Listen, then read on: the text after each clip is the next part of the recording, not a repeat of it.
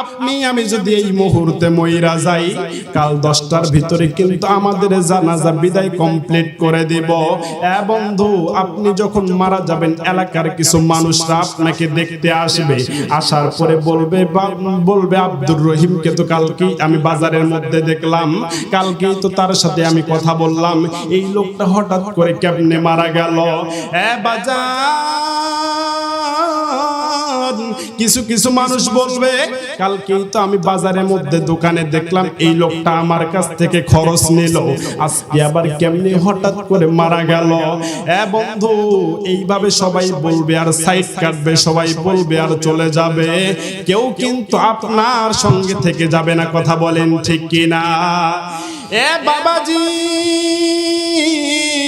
আজকে দুনিয়ার জমিনে আপনি বাড়ি করলেন, গাড়ি করলেন, টাকা পয়সা করলেন, সুন্দর স্ত্রী করলেন, সন্তান সম্পত্তি পাওয়ার ক্ষমতা সবই দেখাইলেন, সবই করলেন। বাজান, আপনি যখন মারা যাবেন আপনাকে কিন্তু গোসল দেওয়া হবে, আপনাকে কিন্তু দামি কোনো খাটের মধ্যে গোসল দেওয়া হবে না, আপনাকে কিন্তু জাজিমের উপরে শোয়া রাখা হবে না। বন্ধু, মাত্র 200-300 টাকা দামের একটা খাটের উপরে আপনার শেষ গোসলটা হবে। বাজান, গোসল দেওয়ার পরে কিন্তু আপনাকে কোনো দামি পোশাক পরানো হবে না। আজকে দুনিয়ার মধ্যে আমরা যখন মার্কেটের ভিতরে যাই, আমরা কিন্তু ব্র্যান্ডের কাপড় ইউজ করি, আমরা কিন্তু দামি দামি কাপড়গুলো দেখি, আমরা এগুলো ব্যবহার করব। বাজান, আপনি যখন মারা যাবেন আপনার জন্য 5 টুকরা কাপড়, সাদা কাপড়, যেই কাপড়টার দাম মাত্র খুবই কম, খুবই কম, এই কাপড়টা আপনাকে পরায় দেবে। পরায় দেওয়ার পর আপনার কিন্তু যখন নিয়ে যাওয়া হবে কবরের দিকে, আপনাকে কিন্তু দামি কোনো গাড়ির মধ্যে নিয়ে যাওয়া হবে না, আপনাকে একটা 4 পাওয়ালা পালকির মধ্যে আপনাকে 4 জন কাঁধে নিয়ে কবরের মধ্যে যাবে। বাবাজি, ওই কবরের মধ্যে যখন আপনাকে নিয়ে যাওয়া হইব, আপনি তখন মনে মনে চিন্তা করবেন, কে বলেছে কবরে একাই থাকতে হয়? এই যে আমার পিছন দিকে কত মানুষ আমার খাটিয়া নিয়ে যাচ্ছে কবরের মধ্যে, এই মানুষগুলো তো সবাই আমার আপন। যখন আপনাকে কবরের মধ্যে নিয়ে যাওয়া হবে, যাওয়ার পরে যখন আপনার খাটিয়াটা কবরের পাশে নামাবে, নামানোর পর যখন আপনাকে কবরের মধ্যে 2 জন নেমে নামাবে, তখন আপনি মনে মনে চিন্তা করবেন, আমি এতক্ষণ মনে করছিলাম সবাই আমার আপন, কিন্তু এখন দেখতেছি সবাই আমার আপন নয়, এই 2 জন আমার কবরে নামছে, এই 2 জন আমার আপন। বাবাজি, কেউ কারো দিকে নজর নাই, সবাই নিজ নিজ চিন্তা করেন, কারণ আপনার কবরে আপনি যাবেন, আমার কবরে আমি যাব, আপনার হিসাব আপনি দিবেন, আমার হিসাব আমি দেব। যেই মানুষগুলো বাইরে আছে ওই মানুষগুলোর কিন্তু কপাল ভালো না, যেই মানুষগুলো এই মজলিসে বসে আছে, আমার আল্লাহ রাব্বুল আলামিন এই মানুষগুলোর উপরে রহমতের বারিধার নাজিল করেছে। জোরে বলুন না সুবহানাল্লাহ। বাবাজি, এই মানুষ 2টা যখন আপনার কবরের মধ্যে নামবে, নামার পরে যখন আপনাকে নামার পরে বাঁশের কঞ্চিগুলো বিছায়া বিছায়া দেবে, যখন তাদের পেট পর্যন্ত আসবে, তখন কিন্তু 2 জন মানুষ লাফ দিয়ে উঠে যাবে। এই কবরের মধ্যে চিন্তা করবে, আহারে দুনিয়ার মানুষ তো বড়ই নিমক হারাম, আমি মনে করেছিলাম এই 2টা মানুষ আমার সঙ্গে যাবে, এখন দেখি এই 2টা মানুষও লাফ দিয়ে উঠে চলে গেল, এরাও আমার আপন নয়। এই লোকটা কিছুক্ষণ পর তাকিয়ে দেখবে বাঁশের কঞ্চি দিয়ে কিছু কিছু করে আলোর ফোঁটা কবরের ভিতরে আসে। এই লোকটা মনে মনে চিন্তা করবে, কে বলেছে কবর অন্ধকার? এই তো কবরের ভিতরে মিঠি মিঠি করে আলো আসে। বন্ধু, দুনিয়ার মানুষরা এতই নিষ্ঠুর, দুনিয়ার মানুষরা এতই নিষ্ঠুর, এই দুনিয়ার মানুষ এই বাঁশের কঞ্চির উপরে কলা পাতাগুলো বিছায়া দিবে, কলা পাতা বিছায়া দিয়ে শুধু ক্ষান্ত হবে না, আপনার কবরে আপনার আপন জনেরাই 2 হাত করে 3 মুঠো মাটি দিয়ে আপনার কবরটা অন্ধকার বানিয়ে দেবে। বন্ধু, এই জন্য কবরের কথা চিন্তা করেন রে বাবা। আপনি দুনিয়ার মধ্যে যতদিন থাকবেন আপনার মায়া মহব্বত মানুষের প্রতি ততদিন থাকবে। আপনি যখন মরে যাবেন আপনাকে কিন্তু আর কেউ স্মরণ রাখবে না, আপনাকে কিন্তু সবাই ভুলে যাবে। আপনি মরে যাবেন, কারো কিন্তু কাজ দুনিয়ার মধ্যে আটকিয়ে থাকবে না। কথা বলেন ঠিক কিনা? আরেকটু জোরে বলেন ঠিক কিনা?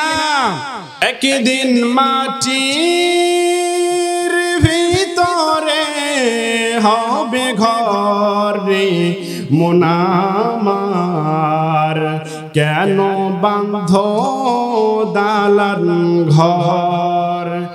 একদিন মাটির ভিতরে হবে ঘর রে মন আমার, কেন বাঁধ দালান ঘর। যারা পারেন সকলে আমার সঙ্গে পড়েন।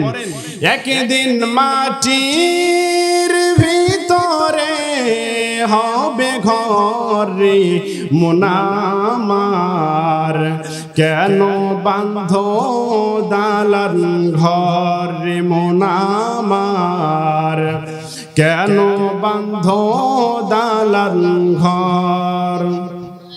প্রাণ পাখি উড়ে যাবে পিঞ্জর ছেড়ে, ধরা ধবে সবই রবে তুমি যাবে চলে।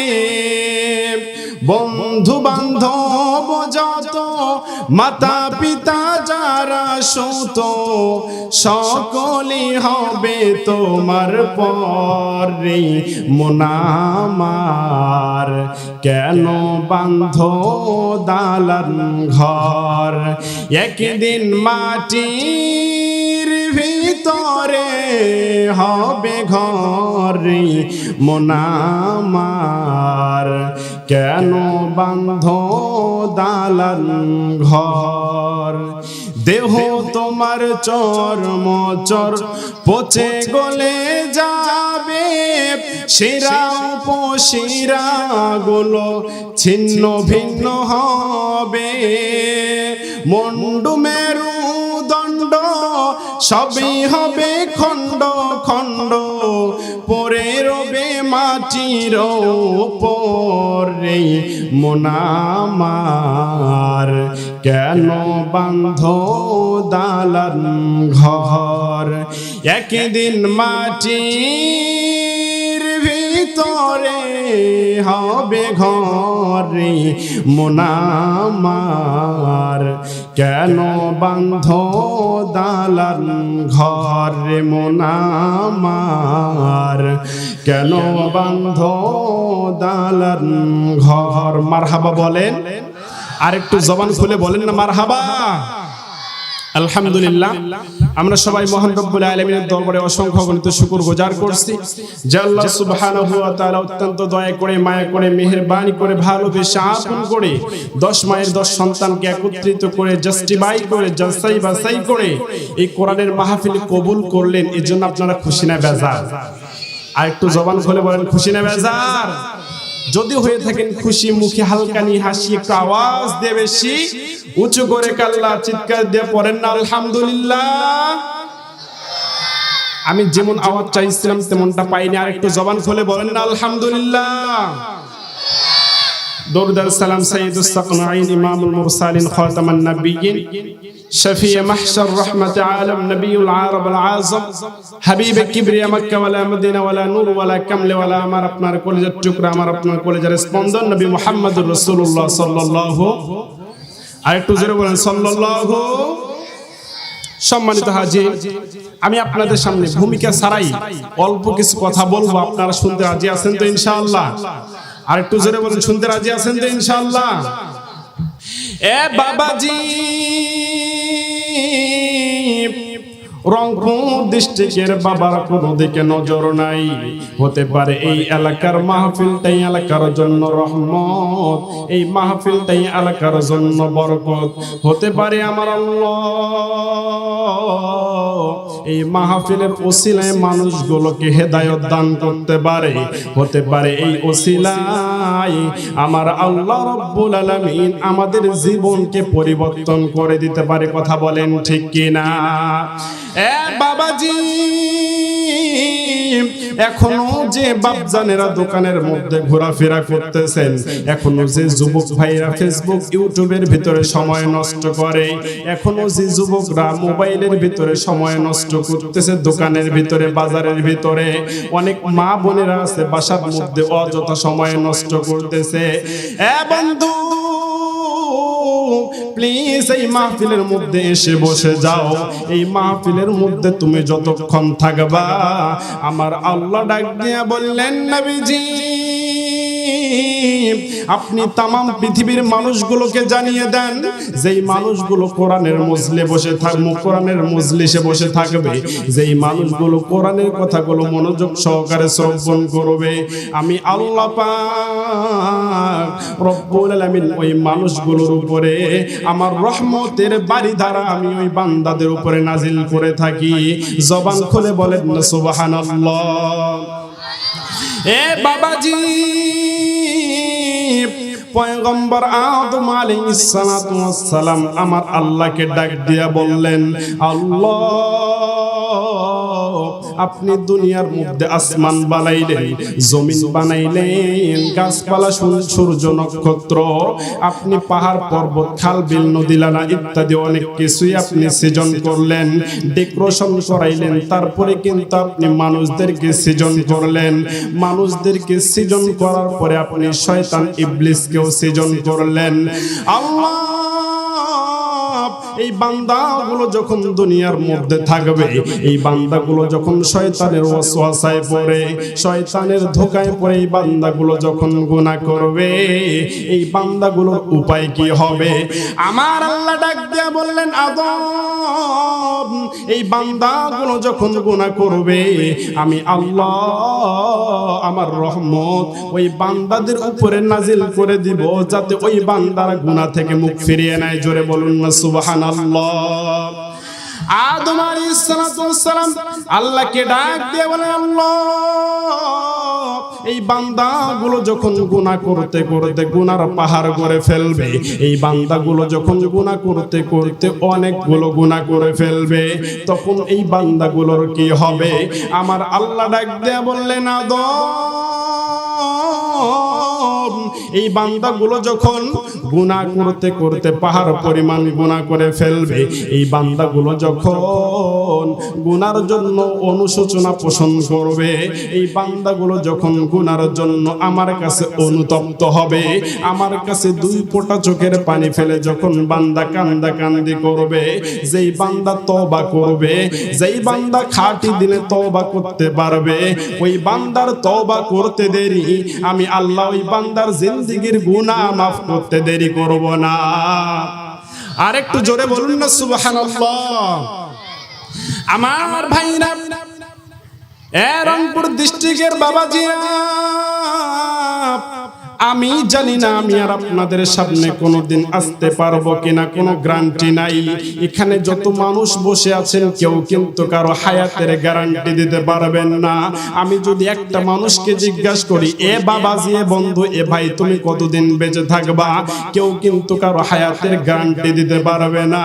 কারণ আমার আল্লাহ রাব্বুল আলামিন বলেন, আমি প্রত্যেকটি মানুষকেই প্রাণ দিয়েছি, প্রত্যেকটি মানুষকেই আমি আল্লাহ জীবন দান করেছি, এবং প্রত্যেকটি মানুষকে একদিন আমি আল্লাহ মৃত বানায়া দেব, আমি আল্লাহ আমার কাছে নিয়ে আসবো। কথা বলেন ঠিক কিনা?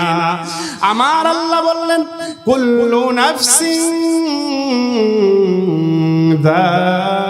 যায়িকাতুল মাউত। জোরে বলুন না আল্লাহু আকবার। প্রত্যেকটি ব্যক্তিকে মৃত্যুর স্বাদ গ্রহণ করতে হবে। কথা বলেন ঠিক কিনা? বন্ধু, বাবাজি, এই জন্য বাজান আসেন, আপনারা দুনিয়ার জমিনে কত খারাপ কাজ করেন, কত অন্যায় কাজ করেন, আপনারা কি কবরের কথা চিন্তা করেছেন? আপনারা কি ওই কিয়ামতের মাঠের কথা চিন্তা করেছেন? বন্ধু, আমার আল্লাহ রব্বুল আলামিন নবীজিকে ডাক দিয়ে বললেন, নবীজি আমি আল্লাহ রব্বুল আলামিন মানুষদেরকে দুনিয়ার জমিনে পাঠায়া দিয়েছি। পাঠায়া দেওয়ার পর এই মানুষগুলোকে আমি আল্লাহ একটা গাইডলাইন দিয়েছি। আমি আল্লাহ রব্বুল আলামিন এই মানুষগুলোকে একটা বিধান দিয়েছি, যেই মানুষগুলো আমার গাইডলাইনগুলো ফলো করবে, যেই মানুষগুলো আমার বিধানগুলোকে ফলো করবে, আমি আল্লাহ রব্বুল আলামিন ওই মানুষগুলোকে দুনিয়ার জমিনে সম্মানিত করব এবং আমি আল্লাহ ওই বান্দাকে জান্নাতের মেহমান হিসাবে কবুল করে নিব। আরেকটু জবান খুলে বলুন না সুবহানাল্লাহ। এ বাবাজি, আমার যুবক বন্ধুগণ, কেউ কোনো দিকে নজর নাই। আমার আল্লাহ রব্বুল আলামিন আজ থেকে বহু বছর আগে মানুষদেরকে দুনিয়ার জমিনে পাঠায়া দিলেন।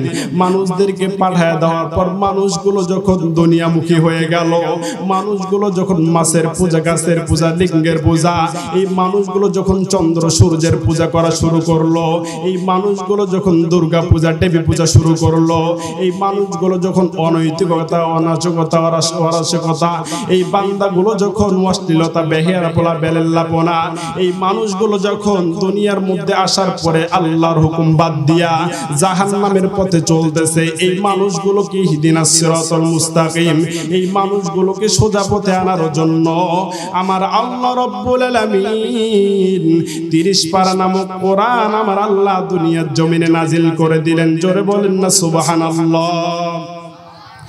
আমার ভাইরা, আমার বন্ধুগণ, আল্লাহ রব্বুল আলামিন বলেন, ইয়া আইয়ুহান নাসু ক্বাদ জাআকুম বুরহানুম মির রাব্বিকুম ওয়া আনজালনা ইলাইকুম নূরাম মুবিনা। জোরে বলেন আল্লাহু আকবার। আমার ভাইরা, আমার আল্লাহ রব্বুল আলামিন ডাক দিলেন, নবীজি আমি আল্লাহ রব্বুল আলামিন দুনিয়ার জমিনে মানুষদেরকে পাঠায়া দিয়া এই মানুষদের উপরে আমি আল্লাহ দুইটা রহমত, দুইটা বরকত নাজিল করে দিলাম। এক নম্বরে বুরহান নামক নবী, আপনি নবী মুহাম্মদকে পাঠায়া দিলাম। দ্বিতীয় নম্বরে আপনার উপর 30 পারা নূর নামক কোরআন আমি আল্লাহ দুনিয়ার জমিনে বান্দা বান্দীদেরকে পাঠায়া দিলাম। সুবহানাল্লাহ বলেন না। বন্ধু, এই জন্য বাজার আসেন কবরের কথা একটু চিন্তা করেন। এই কবর কিন্তু ভালো জায়গা না, এই কবর কিন্তু ভালো স্থান না। এ বন্ধু, আপনি যদি গুনাহ নিয়ে কবরে যান, আপনাকে কিন্তু কবর ছাড় দেবে না। এ বাজার, আপনি যখন মারা যাবেন আপনার কবরে কিন্তু 3টা প্রশ্ন করা হবে, আমার কবরেও 3টা প্রশ্ন করা হবে। আল্লাহ রব্বুল আলামিন ফেরেশতাদেরকে পাঠিয়ে দিবেন প্রশ্ন করার জন্য। এ বন্ধু, এই দেশের প্রধানমন্ত্রীকে কিন্তু 3টা প্রশ্ন করা হবে, এই দেশের চেয়ারম্যানকেও কিন্তু 3টা প্রশ্ন করা হবে, এই দেশের একজন রিক্সা চালক শ্রমিককেও কিন্তু 3টা প্রশ্ন করা হবে। যেই মানুষগুলো এই 3টে প্রশ্নের জবাব দিতে পারবে, এই মানুষগুলোর কবর ডাইরেক্ট জান্নাতের সাথে সংযুক্ত হয়ে যাবে। জোরে বলেন না সুবহানাল্লাহ। এ বাজার, আর যেই মানুষগুলো এই 3টা প্রশ্ন উত্তর দিতে পারবে না, মান রব্বুকা ওয়া মান দীনুকা ওয়া মান নাবিয়্যুকা, এ বন্ধু, এই প্রশ্নগুলো যখন কবরের ভিতরে করা হবে, যেই মানুষগুলো দুনিয়ার মধ্যে আল্লাহমুখী ছিল না, যেই মানুষগুলো আল্লাহর হুকুম মানত না, যেই মানুষগুলো নবীর আদর্শ মানত না, যেই মানুষগুলো দ্বীন ইসলামের পক্ষে ছিল না, এই মানুষগুলো তখন বলবে লা আদরি, লা আদরি, আমি তো জানি না, আমি তো বলতে পারবো না, আমি তো জানি না, আমি তো জানি না। এই মানুষগুলো যখন প্রশ্নের জবাব দিতে পারবে না, আমার আল্লাহ ফেরেশতাকে ডাক দিয়ে বললেন, ও ফেরেশতা, আর করো না দেরি, জলদি করো, তাড়াতাড়ি এই বান্দার কবরের ভিতরে তুমি জাহান্নামের শাস্তি চালু করিয়া দাও, এই বান্দার কবরের ভিতরে তুমি শাস্তির ব্যবস্থা করো। এই বান্দাকে তখন দুই কবরের 2 পাজরে মাটি 2 পাজরে ধাক্কা দিতে দিতে থাকবে, এই বান্দার কবরে তখন আযাব চালু হয়ে যাবে। বন্ধু, ওই কবরের দুই মাটি আপনাকে চাপ দেবে, আপনার এই পাজরের হাড় এই পাজরে ঢুকে যাবে। বাপগুলো দুনিয়ার মধ্যে একবার নিঃশ্বাস ছাড়লে দুনিয়ার মধ্যে কোনো গাছপালা হতো না, এই সাপগুলো আপনার কবরের ভিতরে আসবে। বন্ধু, এই জন্য মরণের কথা চিন্তা করেন। আজকে দুনিয়ার মধ্যে আপনি সাপ দেখলে পলায়া যান, আপনি সাপ দেখলে ওই জায়গা থেকে আপনি দূরে চলে যান, কিন্তু কবরের ভিতরে এত ভয়ঙ্কর ভয়ঙ্কর সব আপনাকে সবল দেবে। আল্লাহর নবী বলেন, জাহান্নামের একটা সাপ যদি দুনিয়ার মানুষকে একবার সবল দিত, এই ক্ষত স্থানের ব্যথাটা 40,000 বছর পর্যন্ত থাকতো। বন্ধু, এই জন্য কবরের কথা চিন্তা করেন বাবা। আজকে অনেক মানুষ বয়স শেষ হয়ে যায়, তারপরও কিন্তু গুনার কাজের ভিতরেই লিপ্ত থাকে। কবরের ভয় নেই, হাসুরের ভয় নেই, কিয়ামতের ভয় নাই। কথা বলেন, আছে না নাই? আরেকটু জোরে বলেন, আছে না নাই? বাবাজি, এই জন্য কবরের কথা চিন্তা করেন রে বাবা। এই কবর কিন্তু ভালো জায়গা না। এই জাহান্নামের আগুন কিন্তু দুনিয়ার সাধারণ আগুন নয়। এই দুনিয়ার আগুন কিন্তু জাহান্নামের আগুনের 1 ভাগেরও কম। বন্ধু, দুনিয়ার আগুন কিন্তু হাতে লাগলে আমাদের হাত পুড়ে যায়, পায়ে লাগলে আমাদের পা পুড়ে যায়, কিন্তু জাহান্নামের আগুন যদি কারো দেহের একটা অংশে লাগে, এই বান্দার সর্বপ্রথম কলিজাটা পুড়ে যাবে, এই বান্দার ভিতরের অংশগুলো চূর্ণ বিচূর্ণ হয়ে যাবে। বন্ধু, এখনো দেখেন যে এই লোকটার চোখ দিয়ে পানি বের হয় না, মনে করবেন আপনার ঈমানটা দুর্বল, আপনার কবরের প্রতি কোনো ভয় নাই। শয়তান আপনাকে গ্রাস করেছে, শয়তান আপনাকে ধরে রাখছে। বন্ধু, যেই মানুষগুলো কাঁদতে পারে এই মানুষগুলো আল্লাহর ওলি হয়, যেই মানুষগুলো কাঁদতে পারে এই মানুষগুলো দামি মানুষ হয়ে যায়। জোরে বলেন, কথা ঠিক কিনা? বন্ধু, এই জন্য আসেন কবরের কথা চিন্তা করেন। কবর কি নিয়ে ভাবেন? কবর কি নিয়ে আপনি যখন ভাববেন আপনার দিন পরিবর্তন করায় দিবে। জোরে বলেন তো কে? বন্ধু, বাবাজি, আপনি যদি গুনাহ করার পরে যত বড়ই গুনাহ করেন না কেন, আপনি যদি তওবা করতে পারেন, আমার আল্লাহ বললেন ওই বান্দা তওবা করতে দেরি হবে, আমি আল্লাহ ওই বান্দার জিন্দেগীর গুনাহ মাফ করতে দেরি করব না। জোরে বলেন না সুবহানাল্লাহ। বন্ধু, আমি আর আপনাদের মাঝে বেশিক্ষণ কথা বলবো না, অল্প কিছুক্ষণের মধ্যেই আমি আলোচনার ফিনিশিং দিয়ে দেব। বাজান, আল্লাহর নবীর জামানায় একজন যুবক, বন্ধু দেখেন কত বড় গুনাহ করেছে। গুনাহ করার পরে ওই বান্দা অনুতপ্ত হয়েছে, অনুশোচনা হয়েছে। ওই বান্দাকে আমার আল্লাহ কেমনে মাফ করলেন বলেন তো? শোনার দরকার আছে না নাই? আর একটু জোরে বলেন না, আছে না নাই? বাজান, হযরত ওমর রাদিয়াল্লাহু তাআলা আনহু রাস্তা দিয়ে যাইতে যাইতে দেখি একজন যুবক রাস্তার মাঝখানে বসে গড়াগড়ি করে কান্নাকাটি করে। এই যুবক পাথরের মধ্যে মাথা আছাড় দেয় আর কান্নাকান্দি করে, আর কান্নাকান্দি করে বেহুশ হয়ে শুধু মাটির মধ্যে উলট পালট করে। হযরত ওমর ডাক দিয়ে বললেন, যুবক, তুমি কেন কান্না করো? তোমার কান্নার কারণটা আমি জানতে চাই। ওই যুবক ডাক দিয়ে বললেন, ওমর ভাই, আমি তো আমার কান্নার কারণটা তোমাকে বলবো না, আমি আমার কান্নার কারণটা সরকারে দু আলম নবীজি মুহাম্মদুর রাসূলুল্লাহ সাল্লাল্লাহু আলাইহি ওয়াসাল্লামের দরবারে বলতে চাই। জোরে বলেন না সুবহানাল্লাহ। হযরত ওমর ওই যুবককে বললেন, ঠিক আছে, চলো চলো, আমি তোমাকে নবীর দরবারে নিয়ে যাই।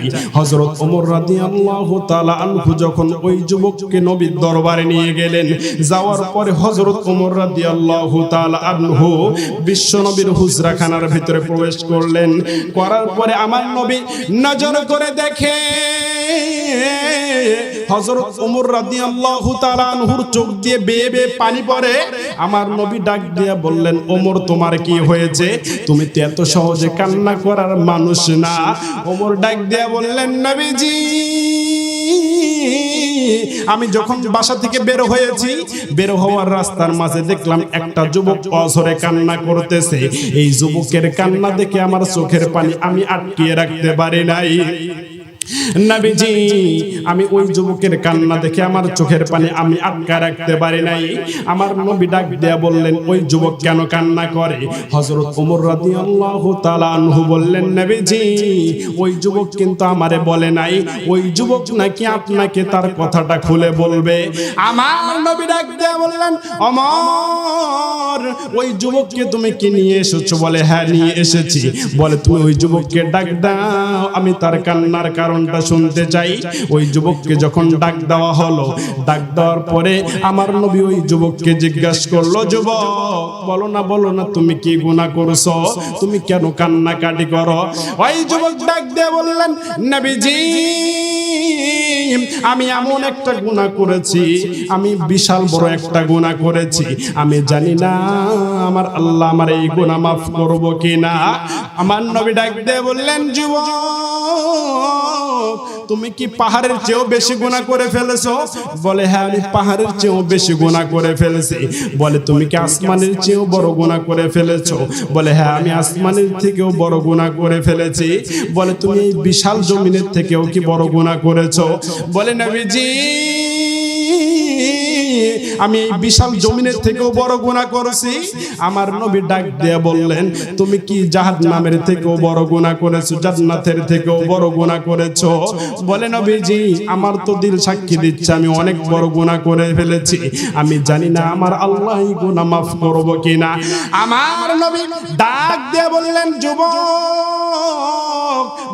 বলো তো দেখি তুমি কি এত বড় গুনাহ করে ফেলেছো?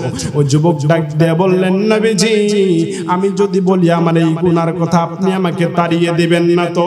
বলে, না তাড়িয়ে দেব না, বলো তুমি কি গুনাহ করে ফেলছো? ওই যুবক ডাক দিয়ে বলল, নবীজি, আমি মদিনার একজন কাফনসর, আমার পেশা হচ্ছে চুরি করা। কোন মানুষ যখন মারা যায়, আমি রাতের বেলা ওই মানুষটার কবরের ভিতরে যাই, যাওয়ার পরে ওই কবরটা খনন করে ওই কাফনগুলো আমি ওই মুদ্দারের গা থেকে খুলে নেই। নেওয়ার পরে ওইগুলো বাসার মধ্যে এসে ধৌত করে শুকনা করে বাজারের মধ্যে বিক্রি করি। এই টাকা দিয়ে আমি আমার সংসার পরিচালনা করি। আমার নবী ডাক দিয়ে বললেন, যুবক, তুমি তো বড় একটা গুনাহ করে ফেলছো। এই গুনার জন্য তুমি তওবা করো, এই গুনার জন্য আল্লাহর কাছে ক্ষমা চাও, হতে পারে আমার আল্লাহ তোমাকে মাফ করে দিবে। ওই যুবক ডাক দিয়ে বললেন, নবীজি, আমি যদি শুধু এতটুকুই গুনাহ করতাম তাহলে কিন্তু আমি আপনার কাছে আসতাম না। আমি এর চেয়েও বড় একটা গুনাহ করে ফেলছি। আমার নবী ডাক দিয়ে বললেন, যুবক, তুমি আর কি এত বড় গুনাহ করে ফেলছো আমারে একটু বলো। ওই যুবক ডাক দিয়ে বললেন, নবীজি, একদিনের ঘটনা, মদিনার ভিতরে একজন সুন্দরী একজন রমণী মেয়ে, এই মেয়েটার নাম হচ্ছে হুরে মাদিনা। এই মেয়েটা মারা গেছে। এই মেয়েটা বড় সুন্দরী একটা মেয়ে। এই মেয়েটা একজন কোরআনের হাফেজা। এই মেয়েটা বড় সুন্দরী একটা মেয়ে। এই মেয়েকে বিয়ে করার জন্য মদিনার বড় বড় ব্যবসায়িকরা সিরিয়াল ধরে থাকতো। এই মেয়েটাকে বিয়ে করার জন্য বড় বড় ব্যবসায়িকরা, রাজনীতিবিদরা সিরিয়াল ধরে থাকতো। নবীজি, এই মেয়েটা যখন মারা গেছে আমি শুনতে পাইলাম। আমি ওই রাতের বেলা ওই মেয়েটার কবরের ভিতরে গেলাম। যাওয়ার পরে রাতের বেলা যখন কেউ নাই, আমি ওই কবরটা খনন করলাম। কবরটা খনন করার পরে যখন আমি কবরের ভিতরে নামলাম, নামার পরে আমার চুরির কর্মকাণ্ড শেষ করে আমি যখন ওই মেয়েটার দেহ থেকে কাফনগুলো খোলায় নিয়ে উঠে আসলাম, উঠে আসার পর শয়তান আমারে ওয়াসওয়াসা দেয়, এ যুবক, তুমি কি এরকম মেয়ে কোনোদিন দেখছো নাকি? এত সুন্দর একটা মেয়ে, এই মেয়েটাকে কোনোদিন কোনো পুরুষ দেখে নাই। এই মেয়েটা বড় সুন্দরী একজন রমণী একজন মেয়ে। এ যুবক, আজকে এই মেয়েটা হাত নাড়াতে পায় না, আজকে এই মেয়েটা পা নাড়াতে পায় না, কথা বলতে পারে না। এ যুবক, আজকে তোমাকে কিন্তু কেউ দেখতেছে না। আজকে তুমি এই মেয়েটার কাছে তুমি জেনা করে তুমি এনজয় করো, মজা নাও। নবী, আমি শয়তানের ওয়াসওয়াসায় পড়ে আমি কবরের ভিতরে নামলাম। নামার পরে আমি আমার মনের বাসনা পূরণ করলাম। আমি আমার ওই মুদ্দারের সাথে জেনা করলাম। আমি ওই মেয়েটার সাথে জেনা করার পরে আমি যখন কবর থেকে উঠে আসি, কবরে উঠার পরে আমার কানের ভিতরে একটা আওয়াজ আসলো, নেমক হারাম যুবক, আমি চেয়েছিলাম আমি আল্লাহ রাব্বুল আলামিনের কাছে একজন পবিত্র সতী নারী হিসাবে দাঁড়াবো, কিন্তু আজকে তুমি এসে আমার সতীত্বটা নষ্ট করে দিলা। আজকে তুমি এসে আমাকে অপবিত্র বানায় দিলা। যুবক, আমি কিন্তু আল্লাহর দরবারে নালিশ করব, তোমাকে আমি ক্ষমা করব না। নবীজি, আমি এখন খাইতে গেলে এই আওয়াজটা আমার কানে আসে, আমি এখন ঘুমাইতে গেলেও এই আওয়াজটা আমার কানে বাজে, আমি এখন হাঁটতে গেলেও আমার এই আওয়াজটা কানে আসে। নবীজি, আমার মনটা কেন জানি নরম হয়ে গিয়েছে। আমি এই গুনার জন্য ক্ষমা চাই। বলেন তো বলেন, আমার আল্লাহ এই জিন্দেগির গুনাহ ক্ষমা করব কিনা? আমার নবী ডাক দিয়ে বললেন, যুবক, যাও যাও, তুমি আমার দরবার থেকে চলে যাও। তোমার মতো এই গুনাহগার আমি দেখতে চাই না, তোমার মতো গুনাহগার আমি আমার চোখের সামনে রাখতে চাই না।